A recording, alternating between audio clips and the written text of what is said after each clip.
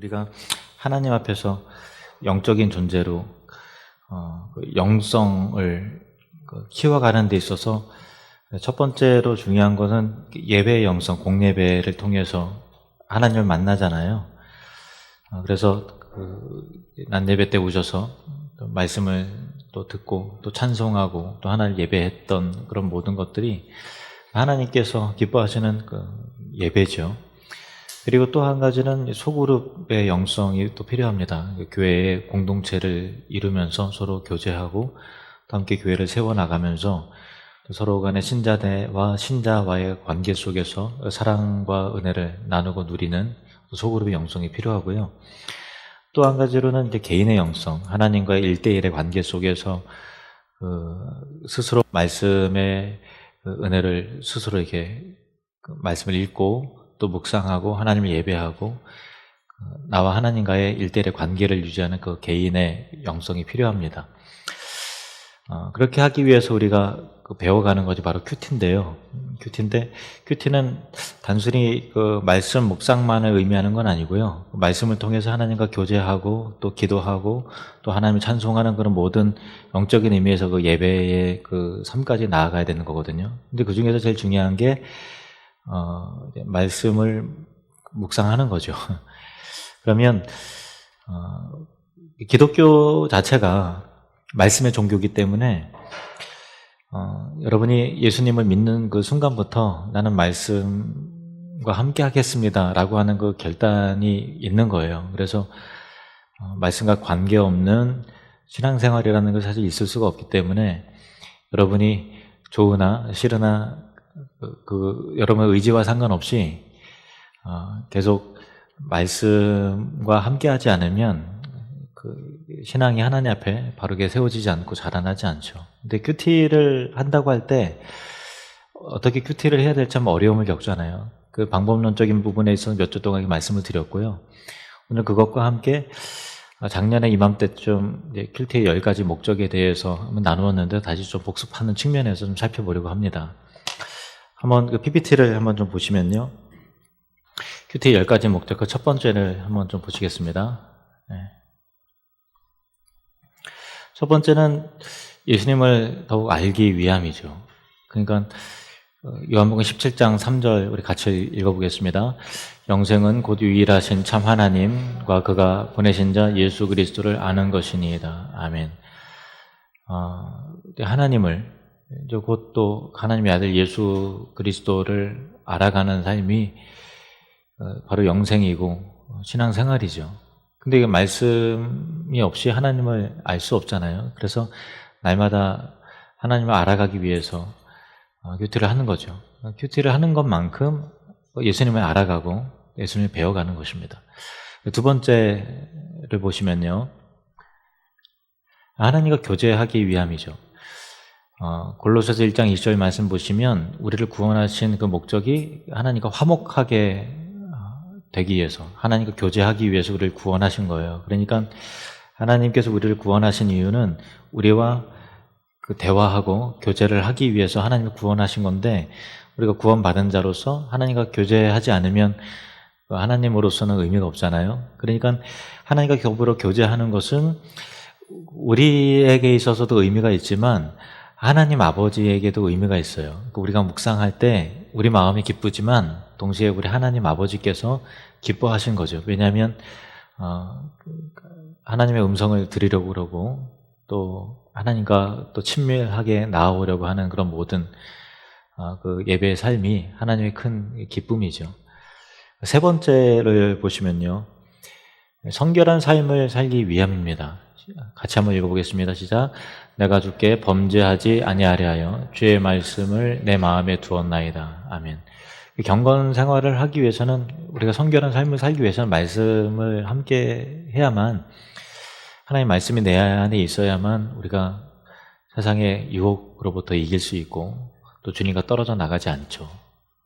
그래서 주님의 말씀을 우리 마음 가운데 두는 것, 그것이 성결한 삶을 살아가는 조건이에요. 그래서 큐티를 하게 되면 훨씬 더 경건한 삶을 살게 됩니다. 성결한 삶을 살게 됩니다. 그리고요, 네 번째로는 영적인 양식, 일용할 양식을 얻기 위함이죠. 그래서 갓난 아기들처럼 그냥 자라나지 않고 젖을 먹고 자라나듯이 큐티도 그날 먹을 양식, 영적인 양식을 하루 거르지 않고 먹어야만 우리가 영적으로 자라나게 돼요. 근데 6개의 양식은 한 끼만 안 먹어도 우리가 금방 신호가 오잖아요. 근데 영의 양식은 그렇지가 않아요. 물론 그런데 우리가 둔해서 하루 먹지 않아도, 한 달 동안 먹지 않아도 아무렇지도 않고 괜찮은 것 같이 여겨져요. 그러나 그렇지 않습니다. 날마다 말씀을, 그 꼴을, 그 젖을 먹을 때 우리로 하여금 구원에 이르도록 자라나도록 이렇게 하나님이 해주시는 거죠. 큐티를 통해서 영의 양식을 얻게 되는 것입니다. 5번째 보시면요, 우리의 삶이 가벼운 이유는 하나님 앞에서 내가 재발견되지 않기 때문에 그래요. 근데 큐티를 하게 되면 말씀 앞에서 나를 새롭게 발견하게 돼요. 마치 그 이스라엘 백성들이 성막 가운데 나아갈 때 물두멍이 있잖아요. 그 손발을 씻으면서 물두멍이 그 여인들의 노수로 된 거울로 만들었거든요. 그래서 물두멍에 다가가서 손발을 씻으면 거울로 만들어졌기 때문에 그 물두멍에 비친 이 물에 내 모습이 보이게 되죠. 그래서 나를 보게 돼요. 그래서 말씀을 우리가 읽게 되면 내가 하나님 앞에 잘못하는 점이 무엇이고 인생 살아가는 그 방향과 목적과 의미에 대해서 새롭게 발견하게 되기 때문에 참 의미가 있습니다.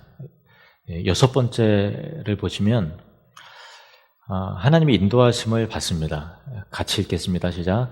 주의 말씀은 내 발의 등이요 내 길의 빛이니이다. 아멘. 우리가 어디로 가야 될지 잘 모르잖아요. 근데 하나님 말씀을 읽으면 우리의 발에 등불이 되어주셔서 또 길의 빛이 되어주시기 때문에 어디로 가야 되는지, 어떻게 살아야 되는지를 그 말씀을 통해서 인도하심을 받게 됩니다. 그래서 말씀을 읽는 사람은 하나님의 인도하심과 그 사인이 있어요. 내가 어떤 거를 해야 될지 결정을 잘 못 내리게 있을 때 늘 큐티를 하는 사람은 그때 주시는 하나님의 음성을 분별할 수 있고, 이 일을 하나님께서 기뻐하시는구나. 이 결정을 하나님께서 지지해 주시는구나. 이거 하나님 뜻이 아니구나. 라는 것들을 말씀을 통해서 하나님께서 감동을 주세요. 물론 이제 기도와 병행이 되는 거죠. 그렇게 될 때 하나님의 인도하심을 받게 되는 것이죠. 7번째를 보시면요, 지혜를 얻기 위함입니다. 성경은 능히 너로 하여금 그리스도 예수 안에 있는 믿음으로 말미암아 구원에 이르는 지혜가 있게 하느니라. 지혜를 얻습니다. 말씀을 통해서. 8번째 보시면 고난 중에서 위로를 얻기 때문이죠. 같이 읽겠습니다. 이 말씀은 나의 고난 중의 위로라. 주의 말씀이 나를 살리셨기 때문이다. 우리 삶이 힘들잖아요, 사실은. 고난도 많고 아픔도 많이 겪고, 아담의 타락 이후에 우리 인생 가운데 고난이 찾아왔는데, 첫 번째는 이 경제적인 고난이 있고요. 땀 흘려 일해도 가시와 엉겅퀴가 땅에서 난다 그러는 것 같이 우리 인생에는 물질 때문에 겪게 되는 고난이 굉장히 큽니다. 그리고 이 열매를 먹는 날에 내가 정령 반드시 죽을 것이다 말씀하셨기 때문에 질병과 사망에 관한 그 고통이 우리 가운데 있어요. 그래서 그 몸이 아프면 그 마음도 이게 연약해지고, 그렇죠. 또 물질의 기반이 돼 있지 않으면 참 삶이 힘겹고 어렵죠. 그래서 질병과 죽음의 고통, 그리고 또 경제적인 고통, 그리고 또 사람과의 그 관계로 인한 그 고통을 겪어요. 사람으로 인해서 사랑해서 결혼했는데 그 남편이 나를 힘들게 하고, 아내가 힘들게 하고, 또 그 자식만큼은 나를 위할 줄 알았는데 자녀 때문에 섭섭한 마음도 들고, 또 직장 상사 때문에, 또 같이 동역하는 어떤 동역자 때문에, 친구 때문에, 우리는 다양한 것이 있어서 배신도, 배반도 겪고 아픔도 많이 겪죠. 그리고 또 하나님이 우리 가운데 떠나셨기 때문에 겪게 되는 그 공허와 어떤 이 갈증, 그런 채워도 채워지지 않고 또 이루어도 만족이 없는 그런 그 공허함이라는 그런 고통을 겪게 돼요. 근데 그 말씀과 함께하는 삶 가운데 하나님께 그 고난 가운데 함몰되지 않도록, 고난이 없는 것은 아니나 고난으로 인해서 절망하고 고난으로 인해서 그 영적인 침체가 깊게 되지 않도록 하나님께서 말씀을 통해서 끊임없이 계속 위로해 주세요. 그래서 큐티하는 사람은 고난 중에 위로를 얻고 또 말씀을 통해서 새 힘을 얻습니다. 9번째 보시면요, 9번째, 하나님의 뜻을 분별할 수 있기 위함입니다. 하나님 말씀을 읽으면 하나님의 선하시고 기뻐하시고 온전하신 뜻이 무엇인지 이게 분별이 되죠. 그래서 지혜를 얻는 것과 뭐 비슷한 의미인데, 분별할 수 있다는 것은 참 좋은 거거든요. 분별을 못하면 시간을 까먹잖아요. 단 한 번밖에 없는 인생인데 분별하지 못해서 겪게 되는 고통, 분별하지 못해서 잃게 되는 기회, 또 분별하지 못하기 때문에 낭비되는, 소모되는 삶, 이것이 얼마나 많습니까? 바른 분별력을 갖는다는 참 중요한 일입니다. 그런 측면에서 하나님의 선하시고 또 하나님의 온전한 뜻을 말씀을 통해서 분별하게 된다라는 것이죠. 큐티가 참 중요합니다. 마지막 10번째입니다. 10번째는 같이 읽겠습니다. 시작. 비전의 사람이 되기 위함입니다. 시편 119편 18절 시작. 내 눈을 열어서 주의 율법에서 놀라운 것을 보게 하소서. 그 말씀 가운데 소망을 얻어요. 그러니까 우리가 이 세상을 살아가지만 하나님 말씀을 통해서 하나님 나라의 비전과 열망을 품게 돼요. 그래서 우리가 바라볼 수 있는 비전, 흔들 수 있는 깃발, 또 부를 수 있는 노래, 뭐 그런 것들이 우리 안에 생겨난다는 것은 굉장히 너무 기쁜 거예요. 그게 참 비전이 있을 때 참 행복해지죠.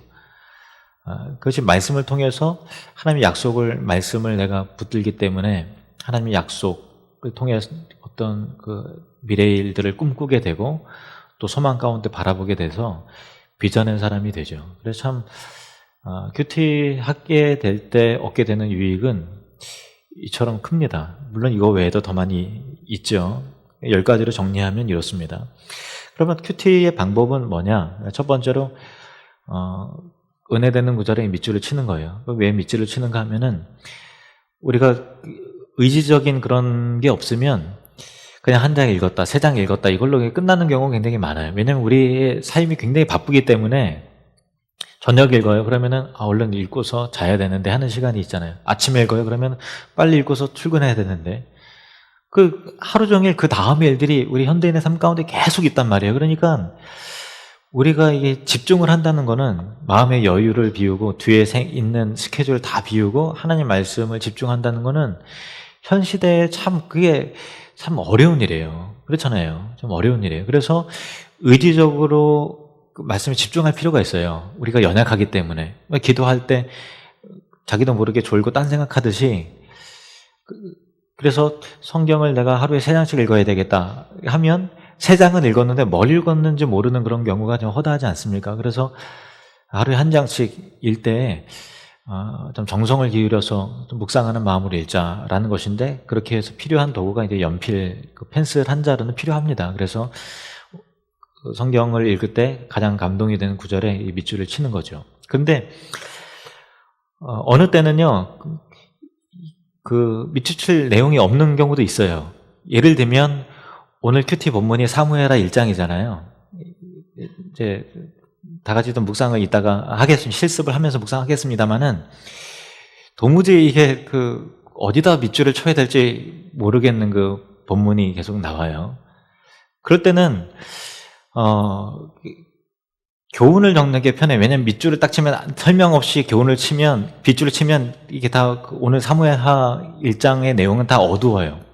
사울이 죽고 비통해지고 이스라엘이 망하는 것 같고 그런 것 가운데서 어떻게 뭐 소망된 그 구절이 별로 이게 와닿지 않기 때문에 밑줄 치기가 좀 애매하죠. 그럴 때는 밑줄 쳐서 교훈을 같이 적어야만 나중에 그 밑줄을 쳤을 때, 아, 이런 의미에서 내가 쳤구나라는 것들이 이해가 되지, 그때 밑줄만 치면 왜 사울이 죽었다는데 왜 밑줄을 쳤지? 나중에 보면 좀 이해가 안 가요. 그렇기 때문에 그 좀 메모도 필요하죠. 그러면 메모를 할 때 QT의 두 번째 방법은 두 가지 질문을 하는 거죠. 스크린 한번 보실래요? 스크린 보면 밑줄 QT 이거 넘어가고요. 그 다음에 두 가지 질문을 하는데, 첫 번째 질문은 하나님은 어떤 분입니까? 라는 질문을 던져야 돼요. 두 번째 질문, 내게 주시는 교훈이나 약속은 무엇입니까? 이거예요. 근데 오늘 또 꼭 실습을 해야 되는 이유가 있어요. 왜냐면 오늘 사무엘하 1장 같은 경우는 하나님은 어떤 분입니까? 라는 것들에 대한 그 선명한 정보가 없어요. 한번 읽어보시면 알아요. 물론 이제 찾아내시는 분들은 대단하신 분입니다. 예, 물론 이게 찾으실 수 있을 거예요. 근데 잘 안 보여요. 솔직히 잘 안 보여요. 그렇다고 그럼 교훈이 없느냐? 아니요. 교훈이 있어요. 그렇기 때문에 밑줄 치기도 애매하고 하나님은 어떤 분입니까? 라고 할 때 이게 좀 뭐라고 이렇게 적어야 될 것도 애매할 때 그냥 내게 주시는 교훈, 그거를 적으면 되겠죠. 자, 그러면 한번 실습을 한번 해보겠습니다. 사무엘하 1장을 읽어보시겠습니다. 사무엘하 1장.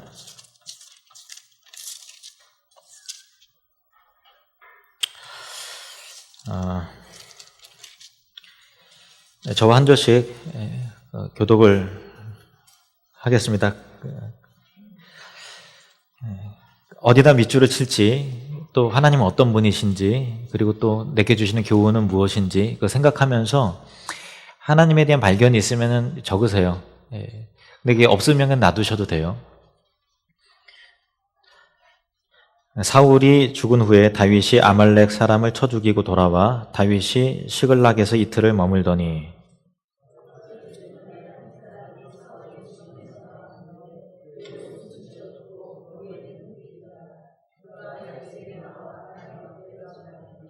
다윗이 그에게 묻되 너는 어디서 왔느냐 하니 대답하되 이스라엘 진영에서 도망하여 왔나이다 하니라.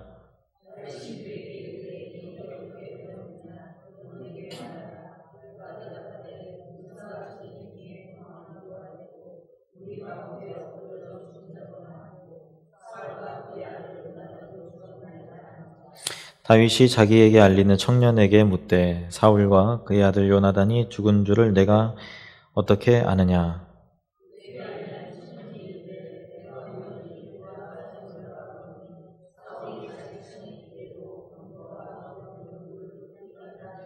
사울이 돌아 나를 보고 부르시기로 내가 대답했다. 내가 여기 있나이다 한즉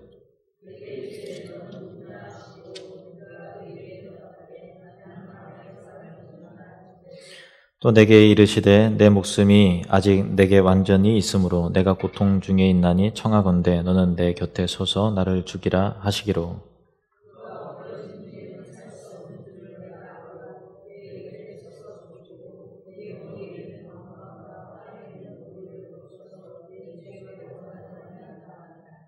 이에 다윗이 자기 옷을 잡아 찢음에 함께 있는 모든 사람도 그리하고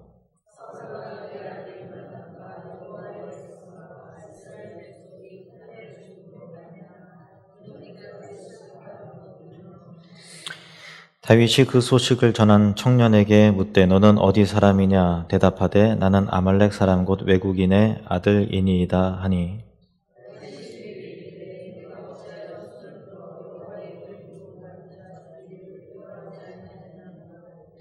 다윗이 청년 중 한 사람을 불러 이르되 가까이 가서 그를 죽이라 하매 그가 침에 곧 죽으니라.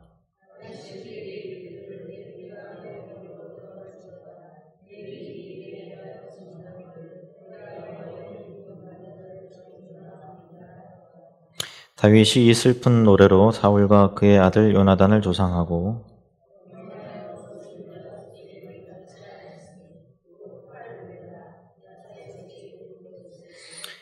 이스라엘아 내 영광이 산 위에서 죽임을 당하였도다. 오호라 두 용사가 엎드러졌도다.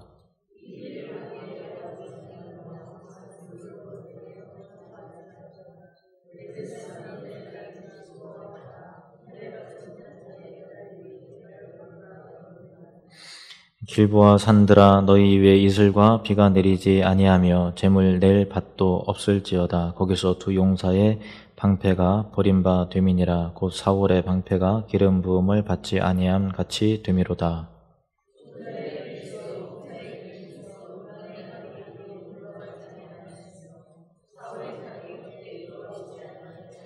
사울과 요나단이 생전에 사랑스럽고 아름다운 자이러니 죽을 때에도 서로 떠나지 아니하였도다. 그들은 독수리보다 빠르고 사자보다 강하였도다.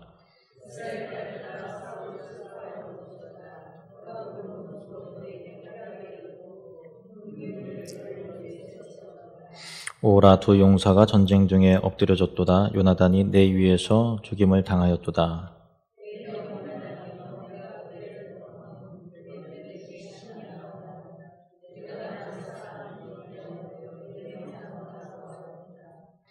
오라 두 용서가 엎드려졌으며 싸우는 무기가 망하였도다 하였더라. 아멘. 그 밑줄을 치신다고 하면 어디다가 치시겠어요? 선뜻 뭐 어디다가 딱 쳐야 되겠다라는 게 조금 좀 하실 수 있어요. 근데 이제 교훈을 생각하시면 칠 수 있죠. 딱 이 구절이 와닿는다라는, 은혜가 된다라는 그런 느낌이 아니라 이 구절을 통한 이런 교훈을 내게 주시는구나 라는 의미에서는 뭔가 적을 수 있는 내용들이 있어요. 그리고 또 하나님, 여기서 발견되는 하나님은 어떤 분이신가 라고 하는 부분에 있어서도 사실 이게 어떤 인간사의 스토리이기 때문에 구체적으로 선명하게 이게 나오진 않아요. 물론 이제 없는 건 아니에요. 있겠지만 일반적으로 큐티할 때 이런 측면은 하나님은 이런 분이시다 라는 것들을 뭐라고 딱 얘기하기가 좀 어려운 측면이 있을 때는 그냥 넘어가세요. 안 하셔도 좋아요. 그러면 교훈을 얻는다고 하면, 내게 주시는 교훈을 얻는다고 한다면 어떤 교훈을 얻을 수 있습니까? 한 3분 동안 시간을 드릴 테니까요. 한번 묵상 다시 한번 하시고 한번 메모를 하시든지 한번 정리를 한번 해보십시오. 3분 동안 한번 해보십시오. 어떻습니까? 어떤 교훈을 좀 얻으셨나요? 발표를 하라고 그러면은 굉장히 부담 느끼실 거니까요. 그냥 제가 묵상한 바로는 이렇습니다. 8절에서 10절 말씀을 보면은 그 아말렉 사람이 이제 사울을 죽였다, 그렇게 하잖아요. 그런데 사무엘상 31장에 보면은 사울이 어떻게 죽었어요? 아말렉 사람에 의해 죽은 건 맞습니까? 자살해서 죽은 거예요. 근데 이 아말렉 소년이 왜 내가 죽였다고 이렇게 하죠? 그렇죠. 내가 죽였다고 하면 이 전쟁의 승리와 공이 자기가 칭찬받을 줄 알고, 야, 그래? 너 구국 공신이구나. 이 왕관을 너 가져라. 뭐 이런 식으로 나올 줄 알고, 얄팍한 잔머리를 쓴 거예요. 그래, 거짓말 한 거죠. 내가 죽였다고. 어떤 교훈을 얻을 수 있죠? 이렇게 적을 수 있겠죠. 자신의 이익을 위해서 잔머리 쓰지 말자. 뭐 이렇게 거짓말하지 말자. 이런 식으로 교훈도 정리할 수 있겠죠. 네. 그리고 또 한 가지 11절에서 12절 말씀을 보시면요, 그 이야기를 듣고서 다윗이 함께한 사람과 함께 옷을 찢고 심히 통곡하면서 애가를 부르고 참 슬퍼하면서 금식하면서 애도해요. 근데 이 세상 정치인이라고 한다면 어떤 정치적으로 보여주기 위한 그런 쇼맨십일 수도 있겠죠. 그런데 다윗은 그 슬픔은 정치적인 위선이 아니라 정말 안타까운 마음 가운데서 비롯된 진실한 슬픔이었어요.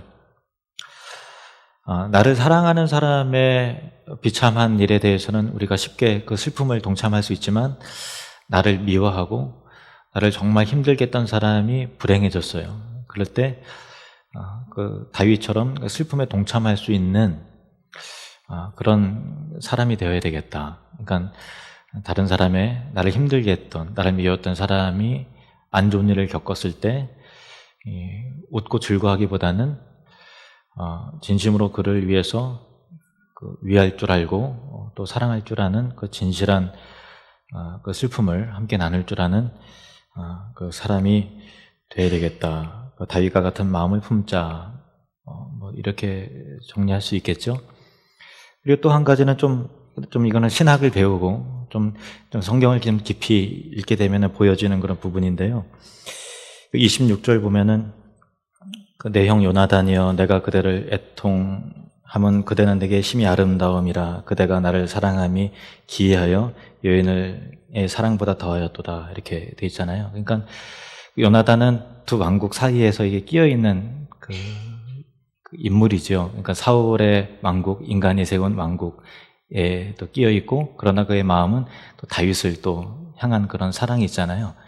이것이 하나님의 아들로서 하나님의 아들로서 오신 그리고 또 인류의 대표자로서 또 오신 그 예수 그리스도에 대한 어떤 그 예표적인 그런 측면이 돼요. 그러니까 이 요나단의 죽음, 다윗을 세우기 위해서 요나단이 자기의 왕됨을 이렇게 포기하고 다윗을 세우고 어떤 구원해내고 그렇게 하잖아요. 그리고 인간의 왕국에 어떤 속해 있으면서도 그러나 새로운 왕국을 바라보는 그런 장차 오실 예수 그리스도에 대한 예표와 그림자로서 이게 또 등장이 좀 되죠. 그래서 이 부분에 있어서